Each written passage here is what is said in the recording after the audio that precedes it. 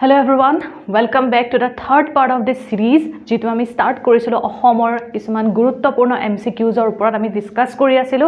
So আজি আমাৰ হ'ব হেতু থাৰ্ড পাৰ্ট যত আমি আগত দুটা ভিডিও কমপ্লিট কৰিলো আৰু আশা কৰো সেই দুইটা ভিডিও আপোনালোকৰ কাৰণে হেল্পফুল হৈছে সো আজি আমি আকৌ নতুনকৈ 10টা কোৱেশ্চন ডিসকাস কৰিবলৈ ওলাইছো সো লেটস স্টাৰ্ট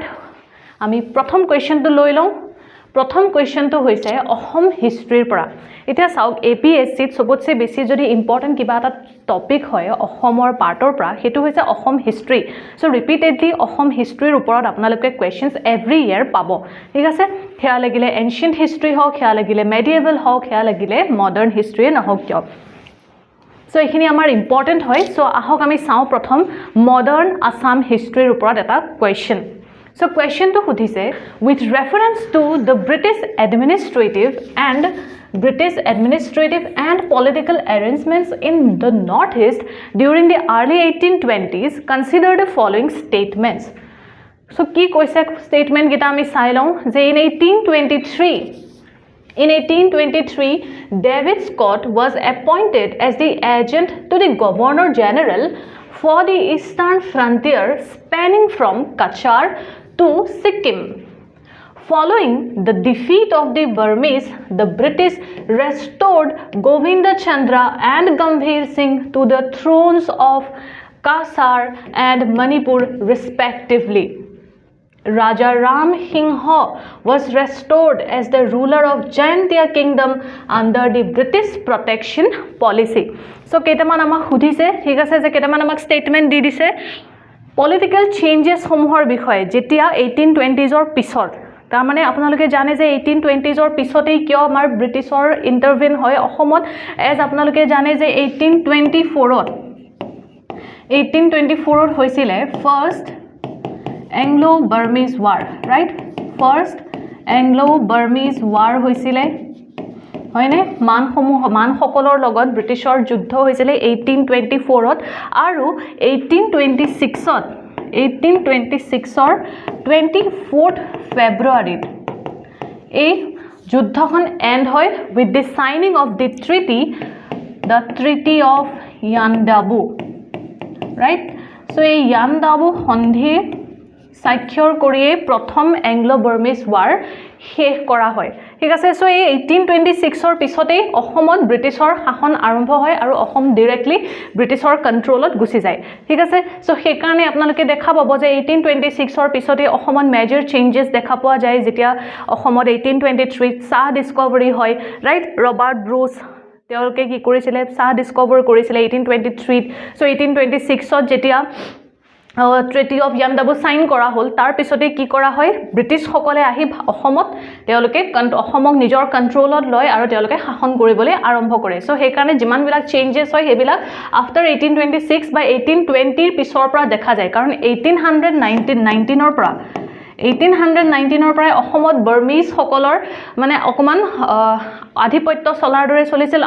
আধিপত্য নহয় একচুয়ালি বাৰ্মিজ সকলে আক্ৰমণ কৰিছিল অসমক 1819 ৰ সময়ছোৱাৰ পৰা ঠিক আছে সো সেই কাৰণে এই 1820 ৰ পিছৰ পৰাই ইংলিছ সকল বা ব্ৰিটিছ সকল মেইনলি অসমত আহি তেওঁলোকে কন্ট্ৰোল কৰে আৰু অসমক নিজৰ administrative policy আন্ডাৰত লৈ আহে সো ইয়াত প্ৰথম খুদিছে যে 1823 David Scott was appointed as the agent of the governor general for the eastern frontier spanning from Kachar to Sikkim so ইয়াত আমাৰ লজিক্যালি এলিমিনেট কৰিব পৰা একো আমাৰ ওয়াৰ্ড ইয়াত নাই বাট yes এটো absolutely correct হয় ঠিক আছে সেই সময়ছোৱাত নৰ্থ ইষ্ট বহুত ডাঙৰ আছিল একদম সিকিমৰ পৰা নৰ্থ ইষ্ট বুলি ক'লে এতিয়াও সিকিম পৰে আমাৰ নৰ্থ ইষ্টত ৰাইট কিন্তু সেই সময়ছোৱাত সিকিমৰ পৰা একদম কাছাৰলৈকে এই গুটেই যেটো সমগ্ৰ এৰিয়া এই সমগ্ৰ এৰিয়াটোৰ কাৰণে ডেভিড স্কটক এপইন্ট কৰা হৈছিল as agent to the governor general so option 1 correct হয় সো অপশন 1 কাৰেক্ট হোৱাৰ লগে লগে আমাৰ বি অপশনটো কাটা গুচি গল কাৰণ ইয়াৰ 1 নাই Next hoise following the defeat of the Burmese obviously 1824 or war khonot ki hoy Burmese hokol hare aru tar pisote 1826 or 24th February Yandabu chukti sakshor kora hoy so ei Burmese hokolor হাৰাৰ পিছত the British সকলে ৰেষ্ট'ৰ কৰে গোবিন্দ চন্দ্ৰ আৰু গম্ভীৰ সিঙক to the thrones of Cachar and Manipur respectively so yes এইটো অপশ্যনো আমাৰ এই ষ্টেটমেণ্টটো আমাৰ কি হয় কাৰেক্ট হয় তাৰমানে 2 নাথাকাটো আমাৰ কেনসেল হৈ গ'ল এতিয়া আমাৰ হয় 1 and 2 হ'ব নহলে 1 2 and 3 হ'ব সো নেক্সট যেটো থাৰ্ড ষ্টেটমেন্ট আমি চাইলো কি আছে ৰাজা ৰাম সিংহ was restored as the ruler of Jayantia kingdom under the British protection policy so yes a third statement to amar correct hoy so ekane ki hobo option hobo 1 2 and 3 explanation to sailom thik ase in November 1823, David Scott was appointed as the agent to the Governor General for the Northeast frontier. His jurisdiction was extensive, covering the frontier from Kashgar to Sikkim, as the British sought to manage relations with various rival polities and frontier states amidst growing Burmese threat. So, 1817 বুলি কব পাৰি 1817 to 1819 এই সময়ছোৱাৰ পৰা অসমত Burmese সকলৰ ভাবুকি বহুত বেছি আহি গৈছিল ঠিক আছে বহুত বেছি কাৰে ভাবুকি সৃষ্টি কৰিছিলে ধ্বংস কৰিছিলে অত্যাচাৰ কৰিছিলে সো বাৰ্মিজ সকলৰ থ্ৰেট আছিলে সো সেই কাৰণে কি কৰা হয় ডেভিড স্কটক agent to the governor general হিচাপে এপইন্ট কৰা হয় নৱেম্বৰ 1823 আৰু তেওঁৰ জুৰিসডিকশন কাছাৰৰ পৰা ছিকিমলৈকে বিয়পি আছিল Following the expulsion of the Burmese, the British implemented a restoration policy for several local rulers. So, Govinda Chandra ki kora hoy restore kora hoy to the throne of Kachar in 1824 under a treaty of protection paying annual tribute. So, treaty of protection or under ki hoy Govinda Chandra restore kora hoy Kacharor Singhakonot. Etia treaty of protection boli ki kole ki kora hoy je Govinda Chandra annually ki koribo lagia hobo এই British সকলক tribute দিব লাগিব annually and Gambhir Singh was recognized as the Raja of Manipur after his successful military efforts with British aid to liberate the kingdom during the 7 years devastation Manipuratu 7 বছৰ ধৰি Burmese সকলে আক্ৰমণ কৰিছিলে অত্যাচাৰ কৰিছিলে সো এই 7 ইয়াৰ্ছৰ ডিভাস্টেশনৰ পিছত কি হয় গাম্ভীৰ সিঙে লিবাৰেট কৰিবলৈ সক্ষম হয় মণিপুৰ কিংডমক with the help of British army ঠিক আছে So statement 3 correct hoy as Raja Ram Singha II of the Jayantia kingdom entered into a treaty with David Scott in March 1824. Under this agreement, he was restored to and maintained his position as a ruler under British protection in exchange for acknowledging British suzerainty and providing military assistance during the Anglo-Burmese War. So 1824 Raja Ram Singha দ্বিতীয়কো restore কৰা হয় জয়ন্তিয়া কিংডমত তেও কি কৰা হয় তেও লগত এটা চুক্তি স্বাক্ষৰ কৰা হয় আৰু সেই চুক্তি অনুসৰি তেও কি কৰা হয় তেও নিজৰ পজিশন দি দিয়া হয় এজ এ ৰুলাৰ ঠিক আছে আৰু সেই তেও যে ৰিস্টোৰ কৰিলে ইয়াৰ পৰিৱৰ্তে তেও কি একচেপ্ট কৰিব লাগিব ৰাম সিংহই ব্ৰিটিছৰ আধিপত্য ঠিক আছে ব্ৰিটিছ আধিপত্য স্বীকাৰ কৰিব লাগিব ব্ৰিটিছ আধিপত্য ব্ৰিটিশ আধিপত্য স্বীকাৰ কৰিব লগিয়া হৈছিল ঠিক আছে নেক্সট কোৱেশ্চন আমি চাই লওঁ the treaty of Badarpur was signed between the British and which of the following rulers so এই treaty of Badarpur মনত ৰাখিব 1824 ত স্বাক্ষৰ কৰা হৈছিল was signed between the British and which of the following rulers Gambhir Singh Govinda Chandra Chandrakanta Singha ne Purandar Singha ঠিক আছে so এতিয়া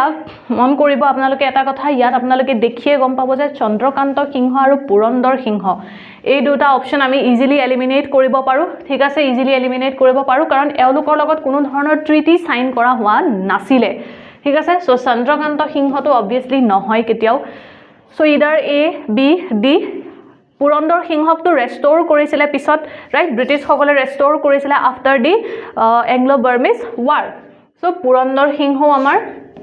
eliminate hoy gol so either Gambhir Singh hobo নহলে Govinda Chandra hobo so এটা মনত ৰাখিব এই Badarpur treaty অনুসৰি যেটো 1824 ত সাইন কৰা হৈছিল এটো গোবিন্দ চন্দ্ৰৰ লগত সাইন কৰা হৈছিল ঠিক আছে গোবিন্দ চন্দ্ৰৰ লগত সাইন কৰা হৈছিল আৰু সাইন কৰি এই যে আমি অলপ আগত পঢ়িলো ঠিক আছে অলপ আগত আমি পঢ়িলো যে কি কৰা হয় গোবিন্দ চন্দ্ৰ কি কৰা হয় ৰেষ্টৰ কৰা হয় to the throne of Cachar under আ ট্ৰিটি অফ প্ৰটেকশ্যন সো এই ট্ৰিটিটোৰ নামেই হৈছে দ্য ট্ৰিটি অফ বাদৰপুৰ 1824 যেটো সাইন কৰা হৈছিল গোবিন্দ চন্দ্ৰৰ লগত আৰু এই গোবিন্দ চন্দ্ৰৰ লগত সাইন কৰি গোবিন্দ চন্দ্ৰক কাছাৰ কিংডম এৰি দিয়া হৈছিল আৰু তেওঁক ৰজা পাতা হৈছিল ঠিক আছে So yet Silok, the treaty was signed on 6th March 1824 by David Scott on the behalf of the British and Raja Govinda Chandra Narayan of Kasar. ঠিক আছে সো কাছাৰৰ ৰজা গোবিন্দ চন্দ্ৰ নাৰায়ণৰ লগত 6 মাৰ্চ 1824 ত ডেভিড স্কটে এই ট্ৰিটি অফ বদৰপুৰ সাইন কৰিছিল important date মনত ৰাখিব আপোনালোকে নেক্সট আহিল পাৰপাস কি হয় এই ট্ৰিটিটোৰ দ্য ট্ৰিটি ডিক্লেয়াৰ্ড কাছাৰ আ British প্ৰটেক্টৰেট protecting it against Burmese invasion and recognized Govinda Chandra as the ruler so এই ট্ৰিটি অনুসৰি কাছাৰক কি কৰা হয় ব্ৰিটিছৰ প্ৰটেক্টৰেট হিচাপে ঘোষণা কৰা হয় আৰু প্ৰটেক্ট কৰা হয় বাৰ্মিজ ইনভেশনৰ পৰা আৰু গোবিন্দ চন্দ্ৰক এই কাছাৰৰ ৰজা হিচাপে একচেপ্ট কৰিছিল ঠিক আছে নেক্সট আহিল with reference to Gandhar Kaur consider the following statements so Gandhar Kaur আপোনালোকে জানে তেওঁ হৈছে প্ৰথম গৰাকী ব্যক্তি জুনে 1828 ত ব্ৰিটিছৰ বিৰুদ্ধে প্ৰথমবাৰ ৰিভল্ট কৰিবলৈ চেষ্টা কৰিছিল ঠিক আছে so he চাইলক কি লিখা আছে যে he is regarded as the leader of the first organized revolt against the British rule in Assam in 1828 He was a prince of the Ahom royal family who declared himself king at Jorhat. The British captured him and he was subsequently hanged in public. So, এটা কি কৈছে যে গন্ধৰ কোঁৱৰ হৈছে প্ৰথম গৰাকী leader তেওঁক recognise কৰা হয় এজ দ্য ফাৰ্ষ্ট লিডাৰ যোনে প্ৰথমবাৰ অৰ্গানাইজ ৰিভল্ট কৰিছিলে against the British in 1828 so এইটো আপোনালোকে সকলোৱে জানে আপোনালোকে বহুতবাৰ চাগে পঢ়িছে সো এইটো আমাৰ ষ্টেটমেণ্ট কি হয় কাৰেক্ট হয় সো 1828 ত গন্ধৰ কোঁৱৰে পোন প্ৰথমবাৰৰ বাবে ব্ৰিটিছৰ বিৰুদ্ধে বিদ্ৰোহ আৰম্ভ কৰিছিল সো 1 কাৰেক্ট ঠিক আছে আমি এটি কিয় কাৰেক্ট বিচাৰিছো প্ৰথম আমি কিয় কাৰেক্ট বিচাৰিছো আপোনালোকৰ প্ৰিভিয়াস যিসমূহ ভিডিওজ আছিল মই তাত আপোনালোকক এটা কথা মেনশন কৰিছিলো যে যেতিয়া আমি কোৱেশ্চনটোত কোনো এক্সট্ৰিম ওয়াৰ্ড বিচাৰি নাপাও আমাৰ মতে গুটেকিটা শুদ্ধ লাগে যে এটো কাৰেক্ট হ'ব পাৰে এটো কাৰেক্ট হ'ব পাৰে আমাৰ গুটেকিটা কাৰেক্ট অপচন টাইপ লাগে ঠিক আছে সো সেই কাৰণে আমি এনেকুৱা যেটো কোৱেশ্চন থাকিব যত আমাৰ গুটেখিনি মানে স্টেটমেন্ট সিমিলার লাগে শুদ্ধ যেন লাগে তাত আমি সবতছে বেছি তিনিটা স্টেটমেন্ট আছে বা চাৰিটা স্টেটমেন্ট আছে সো এই গুটেই তিনিটা বা চাৰিটাৰ ভিতৰত সবতছে বেছি একসেপ্টেবল কোনটো স্টেটমেন্ট হয় আমি সেইটো চাও আৰু তাৰ পিছতে তেনেকৈ আমি কোৱেশ্চনটো সলভ কৰিবলৈ ট্ৰাই কৰো ঠিক আছে সো ইয়াত যেহেতু আমাৰ দেখুতে গুটেখিনি কাৰেক্ট যেনি লাগিছে ঠিক আছে সো সেই কাৰণে আমি প্ৰথমতে মোস্ট যেটো ৰাইট একদম সবতছে যেটো শুদ্ধ আমি সেইটো বিচাৰিছো সো অপচন যেটো সৰি স্টেটমেন্ট যেটো 1 হয় হেটো আমাৰ কাৰেক্ট হয় বিকজ হয় আমি বহুতে পঢ়িছো সৰুৰ পৰা পঢ়ি আহিছো যে গন্ধৰ কোঁৱৰে 1828 ত ব্ৰিটিছৰ বিৰুদ্ধে প্ৰথমবাৰ বিদ্ৰোহ ষ্টাৰ্ট কৰিছিল Next ahil he was a prince of the Ahom royal family who declared himself king at Jorhat so yes etu correct statement hoy je teo ahomor egoraki prince asile aru teo Jorhatot nijoke king hisabe declare korisile aru teo bicharisile Ahom monarchy ako restore hua Ahomot ঠিক আছে so সেই কাৰণে যেটো statement to amar hetu correct hoy so statement to correct hoar lage lage option C amar naikia hoy gol ঠিক আছে এতিয়া আমি চাব লাগে যে থাৰ্ড স্টেটমেন্টটো কাৰেক্ট হয় নে নহয় সো ইয়াত চাওক অলপমান টুইষ্ট কৰা আছে ঠিক আছে যে দ্য ব্ৰিটিছ ক্যাপচাৰ্ড হিম yes ব্ৰিটিছে তেওঁ ক্যাপচাৰ কৰিছিলে and he was subsequently hanged in public আমি এইটোৰ বিষয়ে কেতিয়াও শুনা নাই যে গন্ধৰ কোঁৱৰক পাবলিকলি তেওঁক হ্যাং কৰা হৈছিল সো এই হাৰ কথা বা এই হাৰ স্টেটমেন্ট আমি সৰুৰ পৰা অসম হিষ্ট্ৰী পঢ়ি আছো আমি কেতিয়াও শুনা নাই যে গন্ধৰ কোঁৱৰক ফাঁসি দিছিলে পাবলিকলি ঠিক আছে হয় তেওঁক ক্যাপচাৰ কৰিছিলে বাট তেওঁক এক্সাইল কৰা হৈছিলে তেওঁক পাবলিকলি ফাঁসি দিয়া হোৱা নাছিলে সো সেই কাৰণে কি হ'ব আমাৰ স্টেটমেন্ট 3 ৰং সো সেই কাৰণে আমাৰ অপচন কি হ'ব A will be the correct answer 1 and 2 only So Gandhar Kaur led the 1828 revolt after the British failed to leave Assam Following the first Anglo-Burmese war, he was an Ahom prince formally crowned as king near Jorhat in 1828. So তেও কি হয় গমধৰ কৰি 1828 যে revolt start কৰে তেও revolt start কৰাৰ উদ্দেশ্য এটা আছিল যে ব্ৰিটিছে যেতিয়া এংলো-বাৰ্মিজ ৱাৰ হ'ল যুদ্ধত জিকিলে তাৰ পিছতেই ব্ৰিটিছ সকলে অসম এৰি যোৱা নাছিলে সো হেতু কাৰণে গমধৰ কোঁৱৰে এই বিদ্ৰোহ ষ্টাৰ্ট কৰিছিলে while Gomdhar Konwar was captured and sentenced to death for treason. His sentence was commuted to 7 years of imprisonment and banishment, মানে exile by the British, not public hanging. ঠিক আছে death sentence দিয়া হয় তাৰ পিছত তেওঁক sentence to পিছত কি কৰি দিয়া হয় 7 years of imprisonment লৈ লৈ যোৱা হয় আৰু পিছত তেওঁক exile কৰা হয় by the British কিন্তু তেওঁক publicly hang কৰা হোৱা নাছিলে So next আমি চাই লওঁ The Assam Association was formed in Assam Association কোনটো ইয়াৰত ফৰ্ম কৰা হৈছিল 1885 1903 1919 নে 1935 So এটো ডাইৰেক্টলি আমি জানিবই লাগিব যে আমি কোনো ধৰণৰ আমাৰ ওচৰত অপচন নাই এটো যে আমি কেনেকৈ এলিমিনেট কৰিব পাৰিম ঠিক আছে সো আমি জানিবই লাগিব আসাম এছ'চিয়েশ্যন কেতিয়া ফৰ্ম হৈছিল মন কৰিব অসম এছ'চিয়েশ্যন হৈছে প্ৰথমবাৰ এটা একচুয়ালি অৰ্গানাইজড পলিটিক্যাল অৰ্গানাইজেশ্যন হয় ঠিক আছে অসমৰ সো ইয়াত ডেটটো আপোনালোকে মনত ৰাখিব 1903 ঠিক আছে 1903 ত অসম এছ'চিয়েশ্যন এষ্টাব্লিশ কৰা হৈছিল এতিয়া 1885 ত কি এষ্টাব্লিশ কৰা হৈছিল INC ৰাইট 1885 ত এষ্টাব্লিশ কৰা হৈছিল ইণ্ডিয়ান নেশ্যনেল কংগ্ৰেছ কোনে এষ্টাব্লিশ কৰিছিল ইণ্ডিয়ান নেশ্যনেল কংগ্ৰেছ ঠিক আছে মই তলত লিখি দিছো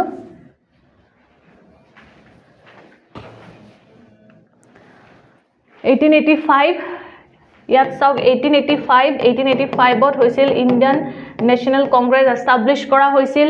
এলেন অক্টেভিয়ান হিউমৰ দ্বাৰা ঠিক আছে ইম্পৰ্টেন্ট মনত ৰাখিব 1885 ইণ্ডিয়ান নেশ্যনেল কংগ্ৰেছ এষ্টাব্লিশ কৰা হৈছিল by Allan Octavian Hume and he was a British civil servant তেওঁ আছিল British civil servant okay British civil servant আছিল আৰু আইএনচিৰ প্ৰথম ফাৰ্ষ্ট প্ৰেসিডেন্ট কোন আছিল আইএনচিৰ প্ৰথম গৰাকী প্ৰেসিডেন্ট আছিল WC বেনাৰ্জী মানে উমেশ চন্দ্ৰ বেনাৰ্জী ঠিক আছে উমেশ চন্দ্ৰ বেনাৰ্জী হৈছে প্ৰথম গৰাকী প্ৰেসিডেন্ট ইণ্ডিয়ান নেশ্যনেল কংগ্ৰেছৰ নেক্সট ফাৰ্ষ্ট যদি চাই Muslim president of Indian National Congress এখিনি আহিব পৰা চান্সেছ আছে ঠিক আছে তেওঁ হৈছে বদৰুদ্দিন তায়াবজী ঠিক আছে বদৰুদ্দিন তায়াবজী হৈছে প্ৰথম গৰাকী Muslim president of Indian National Congress next আহিল first women president of Indian National Congress মনত ৰাখিব এনি বেচেণ্ট ঠিক আছে এনি বেচেণ্ট হয় প্ৰথম গৰাকী উইমেন প্ৰেসিডেন্ট ইণ্ডিয়ান নেশ্যনেল কংগ্ৰেছৰ আৰু যদি খুধে কেতিয়াবা ফাৰ্ষ্ট ইণ্ডিয়ান উইমেন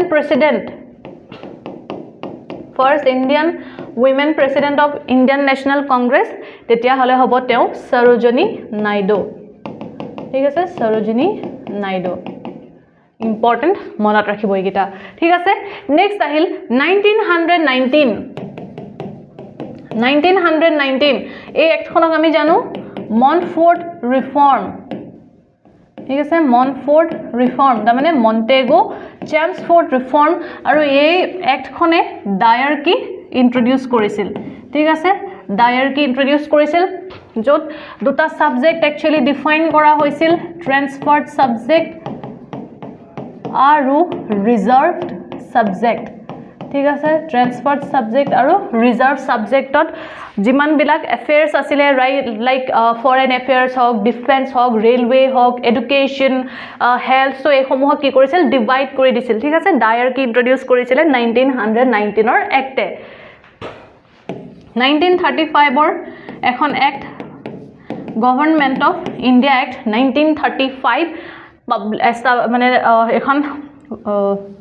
এক্ট লাগু হৈছিল 1935 ত ঠিক আছে গভৰ্ণমেণ্ট অফ ইণ্ডিয়া এক্ট 1935 আৰু এই এক্টখনৰ জৰিয়তে যি ডায়াৰকি মনফোৰ্ট ৰিফৰ্মে এষ্টাব্লিশ কৰিছিল ঠিক আছে যি ডায়াৰ্কি মনফোৰ্ড ৰিফৰ্মে এষ্টাব্লিছ কৰিছিল এই গভৰ্ণমেণ্ট অফ ইণ্ডিয়া এক্টে ডায়াৰ্কি প্ৰভিন্সৰ পৰা অতৰাই দিছিল আৰু কি দিছিল প্ৰভিন্সিয়েল অটোনমি প্ৰভিন্সিয়েল অটোনমি দিছিল ঠিক আছে আৰু ডায়াৰ্কি কেৱল চেণ্টাৰত আছিল প্ৰভিন্সত অটোনমি দিয়া হৈছিল সো এইকেইটা অলপ ইম্পৰ্টেন্ট পইণ্ট ইণ্ডিয়ান হিষ্ট্ৰীৰ ঠিক আছে আপোনালোকে মনত ৰাখিব ইয়াৰ কেইটা আৰু 1903 ফৰ্ম হৈছিল আসাম এছ'চিয়েশ্যন ঠিক আছে সো লেটছ সি আসাম এছ'চিয়েশ্যনৰ অকমান আমি চাই লওঁ কি আছিলে So it was a significant socio-political organization in Assam during British rule with key leaders including কোন আছিলে key leaders Manik Chandra Borua General Secretary তেওঁ আছিল আৰু তেওঁৱে আসাম এছ'চিয়েশ্যন এষ্টাব্লিছ কৰিছিল ঠিক আছে তেওঁ হৈছে ফাউণ্ডাৰ প্ৰতিষ্ঠাপক মানিক চন্দ্ৰ বৰুৱা ৰজা প্ৰভাত চন্দ্ৰ বৰুৱা হৈছে প্ৰথম গৰাকী প্ৰেসিডেন্ট আৰু জগন্নাথ বৰুৱা হৈছে প্ৰথম গৰাকী ভাইস প্ৰেসিডেন্ট আৰু এই জগন্নাথ বৰুৱাই এষ্টাব্লিছ কৰিছিল যোৰহাট সাৰ্বজনিক সভা ৰাইট যোৰহাট সাৰ্বজনিক সভা সো যোৰহাট সাৰ্বজনিক সভা জগন্নাথ বৰুৱাই এষ্টাব্লিছ কৰিছিল এতিয়া আপোনালোকে মোক কমেন্টত জনাব যে এটো কোনটো ইয়াৰত এষ্টাব্লিছ কৰা হৈছিল ইয়াৰ ঠিক আছে আৰু এই আসাম এছ'চিয়েশ্যন 1903 এ যেটো বেংগল পাৰ্টিশন হৈছিল 1905 ত ৰাইট 1905 ত হৈছিল বেংগল পাৰ্টিশন 1905 কি হৈছিল বেংগল পাৰ্টিশন ৰাইট সো এই বেংগল পাৰ্টিশনক অপোজ কৰিছিল আসাম এছ'চিয়েশ্যনে ঠিক আছে আৰু 1905 ত এই যে বেংগল পাৰ্টিশন কৰা হৈছিল কোনে কৰিছিল লৰ্ড কাৰ্জন ঠিক আছে লৰ্ড কাৰ্জন ওকে সো এইকেইটা মনত ৰাখিব আপোনালোকে নেক্সট আহিল Which Khasi leader led the famous revolt against the British in 1829 following the construction of a road through the Khasi Hill? So, কোন গৰাকী খাসী লিডাৰ্স 1829 ত ব্ৰিটিছৰ বিৰুদ্ধে বিদ্ৰোহ আৰম্ভ কৰিছিল যেতিয়া এটা ৰাস্তা কনষ্ট্ৰাক্ট কৰা হৈছিল খাসী হিলছৰ থ্ৰুদি ঠিক আছে সো এটা হৈছে ইউ কিয়াং নাংবা জেলিয়াংগ্ৰং ইউ তিৰত সিং পা টগান সাংমা সো আপোনালোকে এইটো বিষয় সাকে শুনিছে মই কৈ দিও যদি কোনোবাই শুনা নাই তেতিয়া হলে মই কৈ দিও এই গৰাকী ব্যক্তি অন্য কোনো নহয় তেওঁ হৈছে ফেমাস ইউ তিৰত সিং ঠিক আছে সো ইউ তিৰত সিংৰ বিষয় অকমান চাই লওঁ ঠিক আছে U Tirot Sing also known as Tirat Singh Siam was the chief of Nongklao in the Khasi Hills of the present-day Meghalaya. He led the Khasi uprising or Jak Anglo-Khasi War buliu koa hoy from 1829 to 1833 against the British East India Company. So Yu Tirot Singh teo ki hoy Nongklao chief hoy in the Khasi Hills of present-day Meghalaya. Aru teo Khasi uprising netritto disile Britishor biruddhe. Thik ase? Next ahil number 6 in which year did the British formally annex the Kasar Plains following the assassination of Govinda Chandra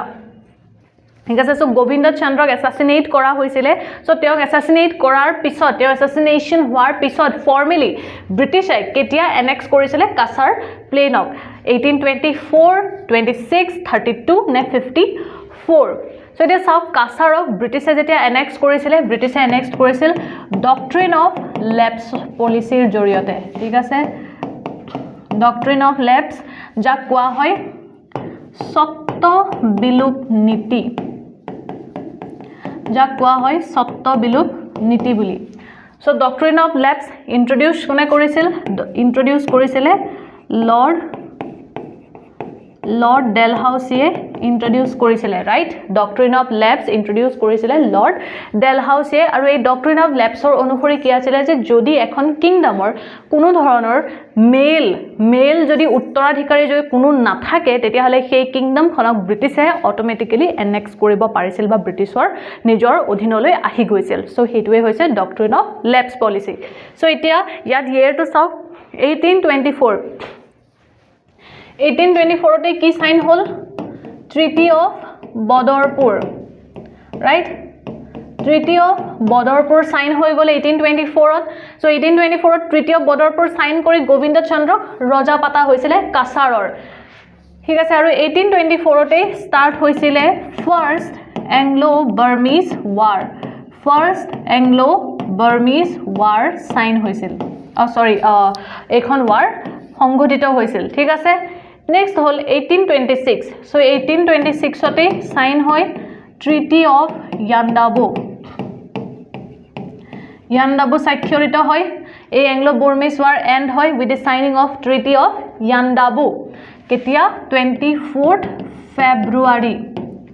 next আহিল 1832 ঠিক আছে so এই 1832 হৈছে exactly correct answer যেতিয়া ব্রিটিশে formally annexe কৰিছিল Cachar plan ঠিক আছে so 1854 তেনেকুৱা কোনো ধৰণৰ ইমান ইম্পৰ্টেন্ট ঘটনা এসমত সংঘটিত হোৱা নাছিল বাট ইয়েস মনিৰাম দেৱান এই সময়ছোৱাত অকমান ফেমাস হয় ঠিক আছে Maniram Dewan okay next explanation silo the British formally annexed the Kasar plains on 14th August 1832 Govinda Chandra the last Kasari king was killed on April 24 1830 by a group of Manipuri assailants because the king died without a natural male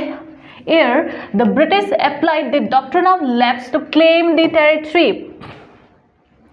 A proclamation was issued on 14th August 1832 officially incorporating Kasar Plains into the British dominion. The hilly region was managed separately by Tularam Henapati until it was annexed later in 1854. So 1854 to ki hoisile gutei jitu hilly region north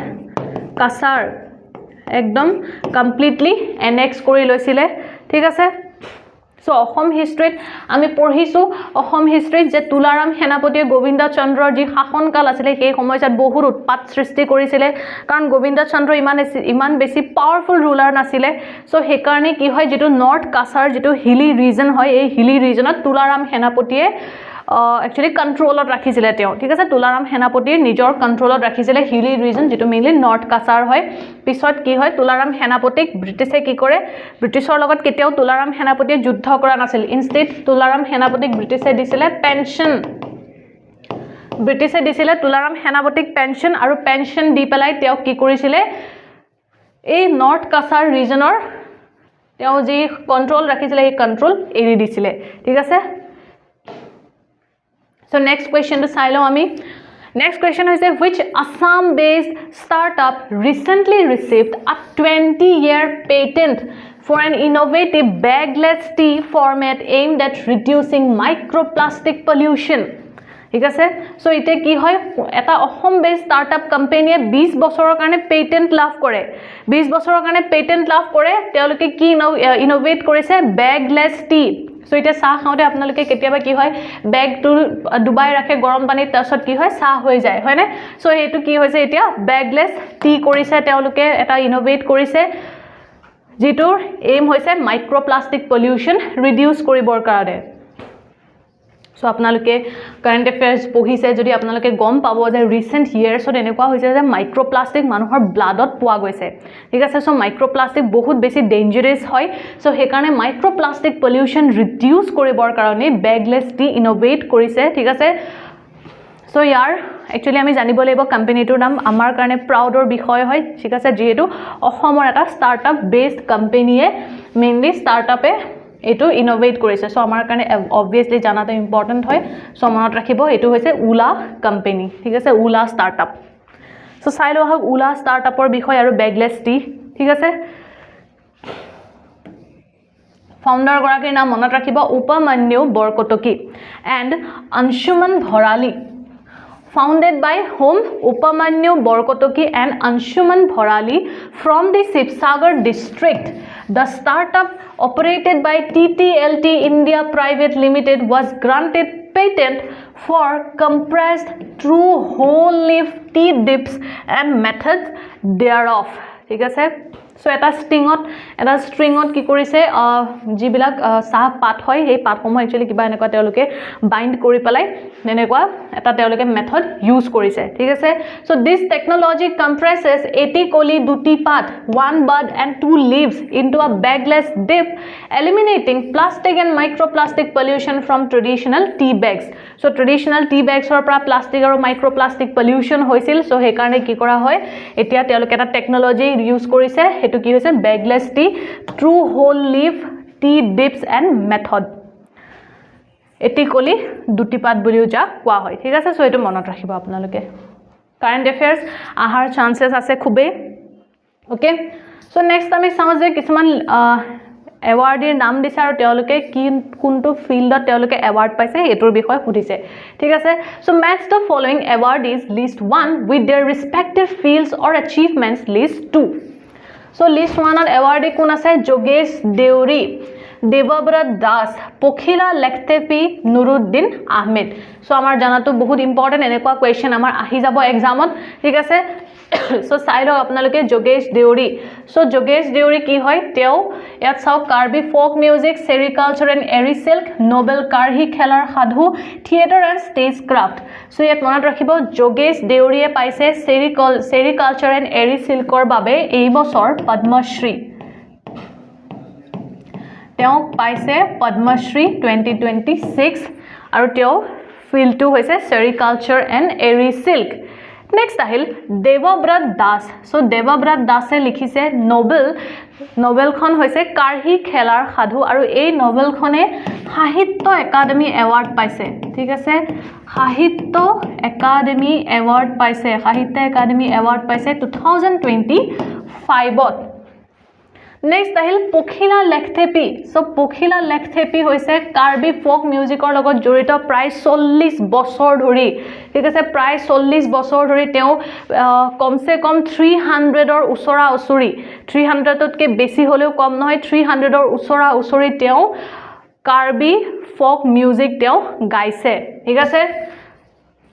পখিলা লেখতেপি আৰু তেও এইবাৰ পদ্মশ্ৰী পাইছে 2026ত ঠিক আছে তেও 40 বছৰ ধৰি জড়িত হৈ আছে কাৰ্বি ফোক মিউজিকৰ লগত আৰু তেও এৰাউণ্ড 300 মান সংস তেও গাইছে ঠিক আছে নেক্সট আহিল নুৰুদ্দিন আহমেদ তেও এগৰাকী থিয়েটাৰ এণ্ড ষ্টেজ ক্ৰাফ্ট হয় ঠিক আছে সো তেও ষ্টেজৰ ডিজাইন এণ্ড অল এইবিলাক তেও চোৱাচিতা কৰে এইবিলাকৰ লগত জড়িত হয় নুৰুদ্দিন আহমেদ সো এতিয়া তেতিয়া হলে অপচন কি হ'ব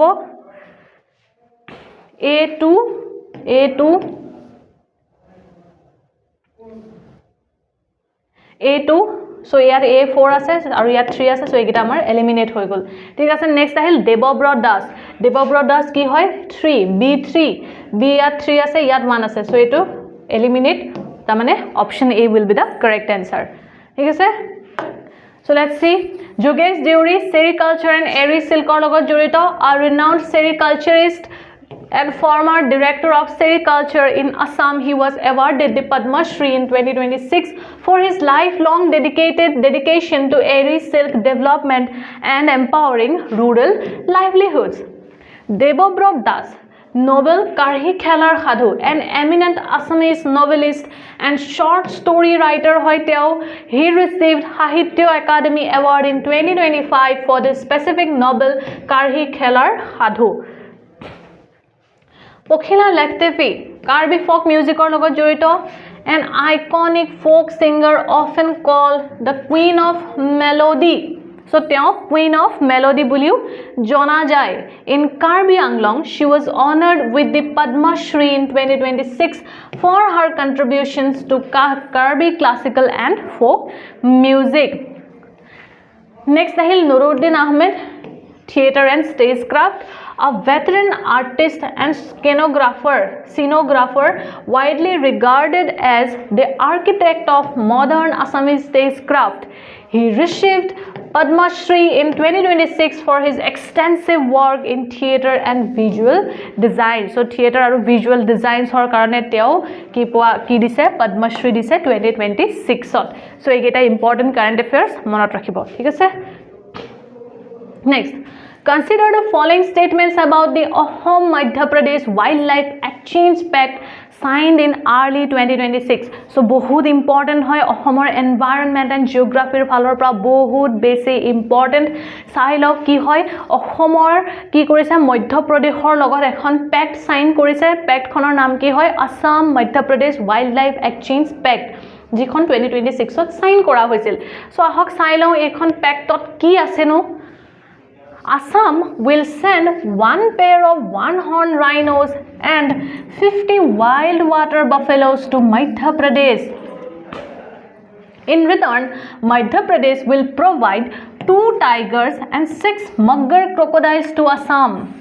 The wild water buffaloes from Assam are specifically intended for reintroduction in the Kanha Tiger Reserve. ঠিক আছে সো এটা কি হৈছে এই পেক্ট খনৰ অনুসৰি যে অসমৰ পৰা ওৱান হৰ্ন ৰাইনো দুটা পঠিয়াব আৰু 50টা ওয়াইল্ড ওয়াটাৰ বাফেলো পঠিয়াব মধ্য প্ৰদেশলৈ আৰু তাৰ ৰিটাৰ্ণত মধ্য প্ৰদেশে কি দিব দুটা টাইগাৰ দিব তাৰ মানে ৰয়েল বেংগল টাইগাৰ দিব আৰু 6 মাগগাৰ ক্ৰকডাইল দিব অসমক আৰু যে ওয়াইল্ড ওয়াটাৰ বাফেলো অসমে যে সেন্ড কৰিব 50টা সো এটক স্পেসিফিক্যালি লৈ যোৱা হৈছে ইয়াক ৰিইন্ট্ৰডাকশন কৰিবৰ কাৰণে কানহা টাইগাৰ ৰিজাৰ্ভত এটা চাওক ইয়াত আপোনালোকে স্পেসিফিক্যালি বুলি দেখাৰ লগে লগে আপোনালোকে তো কাটি দিব বিচাৰিব ঠিক আছে যে মেমেটো কৈছিল এক্সট্ৰিম ওয়াৰ্ড দেখিলে কাটি দিব লাগিব কিন্তু এতিয়া ইয়াত কি হয় আমি ভালকে চাব লাগিব যেহেতু এটো কারেন্ট এফেয়াৰ্সৰ ওপৰত ৰিলেটেড জড়িত হয় আৰু লগতে ইয়াত কি জড়িত হৈ আছে এটা ফ্যাক্ট জড়িত হৈ আছে ঠিক আছে আমাক কোনো জেনেৰিক স্টেটমেন্ট দিয়া নাই আমাক দিছে এটা ফ্যাক্ট যে ওয়াইল্ড ওয়াটাৰ বাফেলো ৰিইন্ট্ৰডিউস কৰিবৰ কাৰণে লৈ যোৱা হৈছে কোট কানহা টাইগাৰ ৰিজাৰ্ভত ঠিক আছে সো এতিয়া ইয়াত এটো অপশন জুনে জুনে ভাবিছে ৰং হ'ব বুলি আগতিয়াকে মই তেওঁলোকক কও যে এই অপশনটো এবসলিউটলি কাৰেক্ট হয় কিয় কাৰেক্ট হয় কানহা টাইগাৰ ৰিজাৰ্ভ ঠিক আছে কানহা টাইগাৰ ৰিজাৰ্ভত হয় একচুয়ালি এই যেটো ওয়াইল্ড ওয়াটাৰ বাফেলো এটো এক্সটিংক্ট হৈ গল 100 বছৰতকেও ওপৰত হৈ গল কানহা টাইগাৰ ৰিজাৰ্ভত এই যেটো ওয়াইল্ড ওয়াটাৰ বাফেলো এটো এক্সটিংক্টে হৈ গল মধ্য প্ৰদেশৰ কানহাত নাই ঠিক আছে মধ্য প্ৰদেশতে নাই ইভেন সো হেকানে কি হয় ইয়াক স্পেসিফিক্যালি লৈ যোৱা হৈছে কানহা টাইগাৰ ৰিজাৰ্ভত ৰিইন্ট্ৰডিউস কৰিবৰ কাৰণে সো অপশন যেটো স্টেটমেন্ট 3 আছে এটো আমাৰ কাৰেক্ট হ'ব তাৰ মানে 1 and 2 আমাৰ ৰং হৈ গল ঠিক আছে নেক্সট এই দুটা যেহেতু পেক্টৰ লগত জড়িত সব পেক্ট খনক কি লিখা আছে এটো আমি জানিবই লাগিব যেহেতু বহুত ইম্পৰ্টেন্ট হয় ওয়াইল্ড লাইফ এক্সচেঞ্জ পেক্ট যেহেতু ওয়াইল্ড লাইফৰ লগত জড়িত সো হেকাৰণে ইয়াত অপশন 1 2 কাৰেক্ট হয় স্টেটমেন্ট 1 ও কাৰেক্ট হয় আৰু স্টেটমেন্ট 2 আমাৰ কাৰেক্ট হয় সো 1 2 and 3 only 1 2 and 3 আমাৰ গুটে গিটাই শুদ্ধ হয়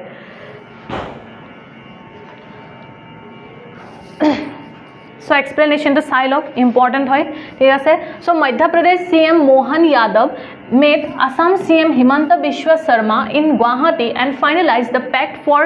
exchange of wild animals for conservation purpose Assam will translocate 50 wild water buffaloes in phased groups over 3 years. So 3 বছৰৰ ভিতৰত ঠিক আছে যে এবাৰতে ট্ৰাকত ভৰাই 50টা wild water buffalo পঠিয়াই নি দিয়ে 3 বছৰৰ ভিতৰত অসমে পঠাব মধ্য প্ৰদেশলৈ 50টা wild water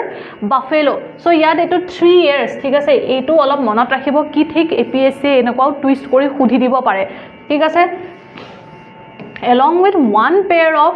one-horn rhinos and 3 king cobras to Madhya Pradesh. So yat saw etia je okol one-horn rhino ba wild water buffalo nohoy tinita king cobra ku pothiabo Madhya Pradesh hole Ohome.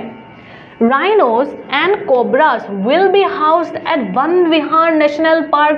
Bhopal important thik ase so rhino aru cobra kot rakha hobo Van Vihar National Park Bhopalot wild water buffaloes jar scientific name hoise Bubalus arne যেটো extinct হৈছে এমপিড for over আ century so 100 বছৰৰ আগতে কি হৈছে কানহা মধ্য প্ৰদেশত wild water buffalo extinct হৈ গৈছে will be reintroduced into their historic habitat at Kanha Tiger Reserve so Kanha Tiger Reserve reintroduce কৰা হ'ব wild water buffalo Madhya Pradesh will provide Assam with a pair of tigers and 6 mugger crocodiles, strengthening biodiversity in Assam. So, Homole duta tiger pothabo aru 6ta mugger crocodile pothabo. The initiative builds on MP's larger strategy of species restoration following the introduction of cheetahs at Kuno Palpur National Park. Kuno National Park ko Kuno Palpur National Park buliu koa hoy. Thik ase? So Kuno Palpur National Park yat ki ase cheetah introduce kora hoise, right? Cheetah introduce kora hoise. So etu MP eta larger strategy hoy of species restoration. Etia এই স্লাইডখনত অকল এইখিনি important নহয়, ঠিক আছে? ইয়াৰ উপৰিও কিছুমান important বস্তু আছে ইয়াত, যেনেকৈ ইয়াত আপোনালোকে যিকেইটা এনিমেলছ দেখিছে, চ' এই এনিমেলকেইটাৰ IUCN ষ্টেটাছ, ঠিক আছে? IUCN ষ্টেটাছ আৰু ৱাইল্ড লাইফ প্ৰটেকশ্যন এক্ট 1972ৰ ষ্টেটাছটো আমি জানিব লাগিব, ঠিক আছে? অকল আমি এইটো ওপৰে ওপৰে চালেই নহ'ব, ইয়াৰ ভিতৰতো আমি চাব লাগিব যে যিকেইটা এনিমেলছৰ নাম দিছে সেইকেইটাৰ IUCN ষ্টেটাছ আৰু ৱাইল্ড লাইফ প্ৰটেকশ্যন এক্ট 1972ৰ ষ্টেটাছটো কি হয়। চ' লেটছ চি কি হয় তেওঁলোকৰ ষ্টেটাছ, ঠিক আছে? ৱাইল্ড ৱাটাৰ বাফেলো, ঠিক আছে? মই ইয়াতে লিখি দিছোঁ, wild water buffalo IUCN status হৈছে এণ্ডেঞ্জাৰ্ড, ঠিক আছে? মনত ৰাখিব, IUCN ষ্টেটাছ হৈছে এণ্ডেঞ্জাৰ্ড ৱাইল্ড ৱাটাৰ বাফেলোজৰ। নেক্সট আহিল ৰাইনো। ৰাইনোৰ ষ্টেটাছ হৈছে ভালনাৰেবল। ৰাইনোৰ ষ্টেটাছ হৈছে ভালনাৰেবল। নেক্সট আহিল টাইগাৰ, মেইনলি বেংগল টাইগাৰ। চ' বেংগল টাইগাৰৰ IUCN ষ্টেটাছ হৈছে এগেইন এণ্ডেঞ্জাৰ্ড। নেক্সট আহিল মগ্গাৰ ক্ৰক'ডাইল, সৰি বেংগল টাইগাৰ ভালনাৰেবল হয়।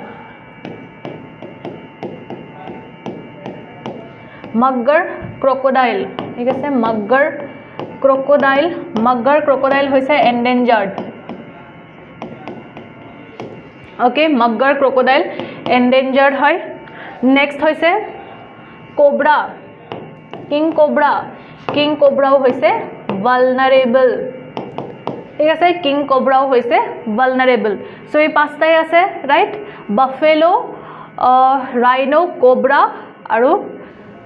মগ্গাৰ ক্ৰক'ডাইল এণ্ড টাইগাৰ, য়েছ। চ' এইকেইটা হৈছে, ঠিক আছে?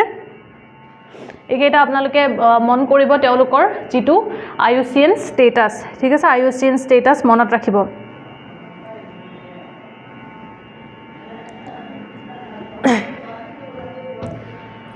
তেওঁলোকৰ যিটো ৱাইল্ড লাইফ প্ৰটেকশ্যন এক্ট 1972 আছে, হয়নে? Wild life protection act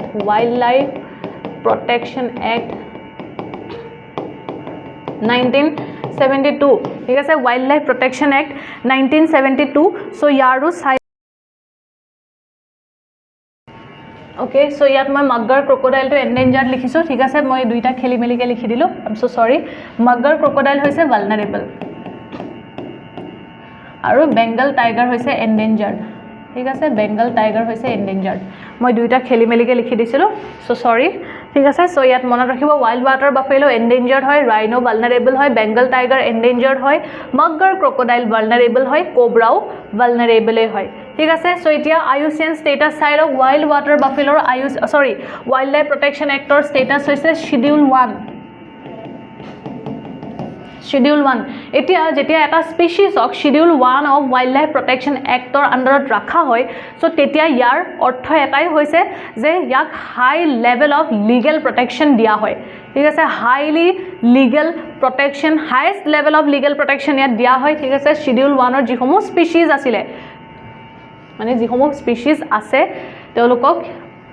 highest level of protection দিয়া হয় ৱাইল্ড লাইফ প্ৰটেকশ্যন এক্ট 1972ৰ জৰিয়তে, যাৰ অৰ্থ এটাই হৈছে যে এই যিসমূহ Schedule 1ৰ যিসমূহ স্পেচিছ আছে সেই স্পেচিছসমূহক কোনো ধৰণে হাণ্ট কৰিব নোৱাৰিব, পচিং কৰিব নোৱাৰিব আৰু ট্ৰেডিঙো কৰিব নোৱাৰিব। ষ্ট্ৰিক্টলি প্ৰহিবিটেড হয় hunting, poaching and trading of these species, ঠিক আছে? চ' ৰাইনো ঠিক তেনেকৈ Schedule 1 আৰু বেংগল টাইগাৰো শিডিউল 1 মাগগাৰ ক্ৰকডাইলো শিডিউল